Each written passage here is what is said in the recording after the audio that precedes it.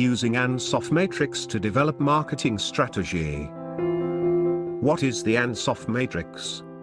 The Ansoff Matrix, also called the Product/Market Expansion Grid, is a tool used by firms to analyze and plan their strategies for growth.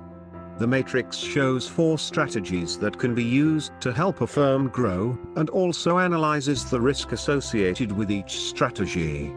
The matrix was developed by applied mathematician and business manager, Igor Ansoff, and was published in the Harvard Business Review in 1957. The Ansoff matrices help many marketers and leaders understand the risks of growing their business. The 4 strategies of the Ansoff Matrix. Market penetration. It focuses on increasing sales of existing products to an existing market. Product development. It focuses on introducing new products to an existing market. Market development.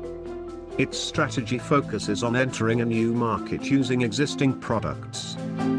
Diversification. It focuses on entering a new market with the introduction of new products. Of the 4 strategies, market penetration is the least risky, while diversification is the riskiest. Market penetration. In a market penetration strategy, the firm sells its products in the existing market. In other words, a firm is aiming to increase its market share with the market penetration strategy. The market penetration strategy can be done in a number of ways. Decreasing prices to attract existing or new customers. Increasing promotion and distribution efforts. Acquiring a competitor in the same marketplace. For example, telecommunication companies all cater to the same market and employ a market penetration strategy by offering introductory prices and increasing their promotion and distribution efforts. Product development. In a product development strategy, the firm develops a new product to cater to the existing market. The move typically involves extensive research and development, and expansion of the product range. The product development strategy is employed when firms have a strong understanding of their current market, and are able to provide innovative solutions to meet the needs of the existing market. The product development strategy can be done in a number of ways. Investing in R&D to develop new products to cater to the existing market. Acquiring a competitor's product and merging resources to create a new product that better meets the need of the existing market. Strategic partnerships with other firms to gain access to each partner's distribution channels or brand. For example, automotive companies are creating electric cars to meet the changing needs of their existing market. Current market consumers in the automobile market are becoming more environmentally conscious. Market development. In a market development strategy, the firm enters a new market with their existing product. In this context, expanding into new markets may mean expanding into new geographies, customer segments, regions, and etc. The market development strategy can be successful if the firm owns proprietary technology that it can leverage into new markets. Consumers in the new market are profitable.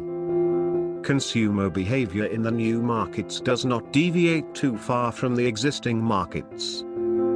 The market development strategy can be done in a number of ways. Catering to a different customer segment. Entering into a new domestic market, that is, expanding regionally. Entering into a foreign market, that is, expanding internationally. For example, sporting companies such as Nike and Adidas recently entered the Chinese market for expansion. The 2 firms are offering the same products to a new demographic. Diversification. In a diversification strategy, the firm enters a new market with a new product. Although such a strategy is the riskiest, as market and product development is required, the risk can be mitigated through related diversification. There are 2 types of diversification a firm can employ. Related diversification. There are potential synergies to be realized between the existing business and the new product/market. For example, a leather shoe producer that starts a line of leather wallets or accessories is pursuing a related diversification strategy. Unrelated diversification. There are no potential synergies to be realized between the existing business and the new product/market.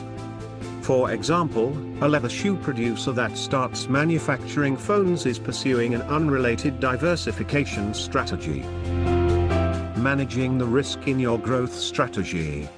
Given that growth strategies can be risky, to succeed, it is of importance to focus on providing a unique superior product, a differentiated product that delivers unique benefits and a compelling value proposition to the customer or user. This is the #1 driver of new product profitability. It's critical to build a growth strategy around the notion of competitive differences. Focus on deeply understanding the customer's values. Successful execution of growth strategy demands that the firm knows the customer.